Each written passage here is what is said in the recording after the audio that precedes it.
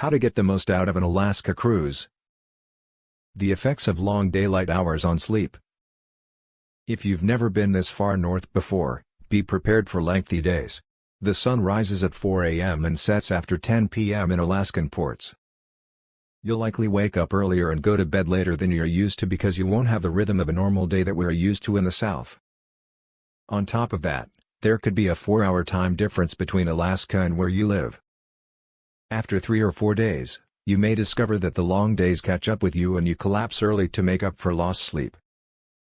Make a reservation on a ship with a warm swimming area. Passengers will have access to hot tubs on every cruise ship you choose. However, we recommend that you look for those with a solarium or other covered areas with pools. Only a few ships have covered pools, but they're a terrific way to relax and swim while avoiding the frigid air that often accompany an Alaskan trip. Be prepared to spend a lot of money on excursions. Shore excursions are an essential when sailing to Alaska.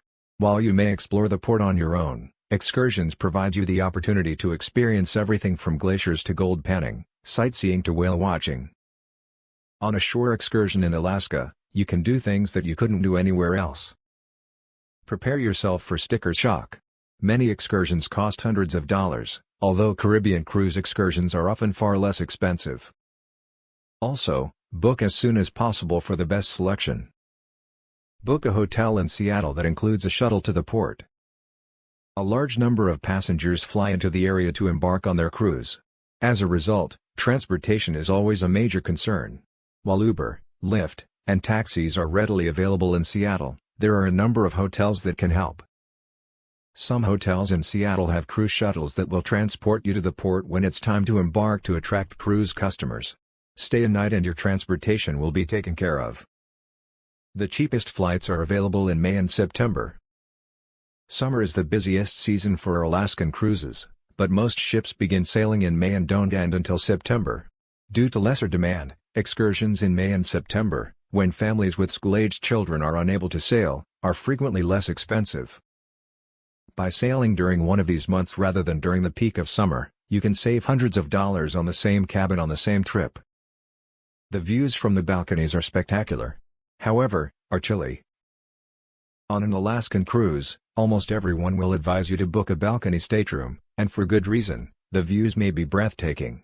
However, keep in mind that such balconies can get quite chilly. Please like, subscribe and comment down below if you love this content.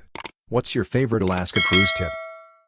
A continuous breeze blows while the ship is underway, adding to the already cold conditions. So you can enjoy the views, but you might not be spending as much time on the balcony as you imagine. Are you looking for a good deal on an Alaskan cruise?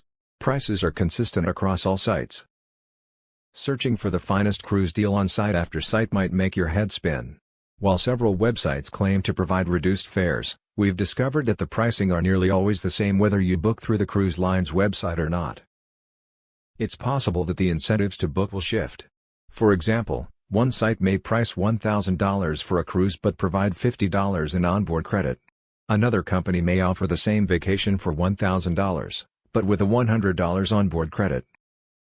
In general, though, the differences are minor. Cabin fans provide white noise and ventilation.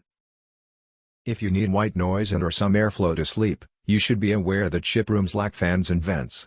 However, you are welcome to bring your own. For under $20 on Amazon, you can get a small fan that won't take up too much space in your cabin. It's a nice thing to bring with you if you are hot or just prefer having some ventilation. For the same sites, some cruise lines are less expensive than others. No one can deny that certain cruise lines have more luxurious ships or better ships than others. Most cruise lines, though, offer similar routes if you're more interested in seeing Alaska than the ship. In other words, if you go with a cheaper line, you can see the same sights as someone who paid double or triple what you did. Prepare to pay to park. Traveling to Seattle for an Alaskan cruise? Be aware that parking will be costly throughout your vacation. Parking at the ports costs $24 to $27 per night. Because of the terminal's location, there aren't many options for independent parking. If you have to leave your car somewhere, you can stay at a hotel that offers a parking package, but there aren't many other options for avoiding the parking price. Whenever possible, arrive in port the night before. Are you arriving by plane for your cruise? Then, and this is the most critical piece of advice, fly in the day before your ship leaves. There are far too many examples of aircraft being delayed these days due to weather, technical issues, and even computer shutdowns. If you fly early on the day of your trip, a delay could cause you to miss the entire cruise. Fly in the day before to give yourself peace of mind. A number of Seattle hotels provide shuttle service to the port, making it easy for visitors arriving by plane. Wait until you get to the port to get whatever you forgot. It's unavoidable that while on the cruise, you'll remember something you failed to pack. If this happens to you, we recommend waiting until you arrive at the port to get everything you require. Cruise lines carry everyday items such as candy bars and cough medicine, but the prices are exorbitantly marked up.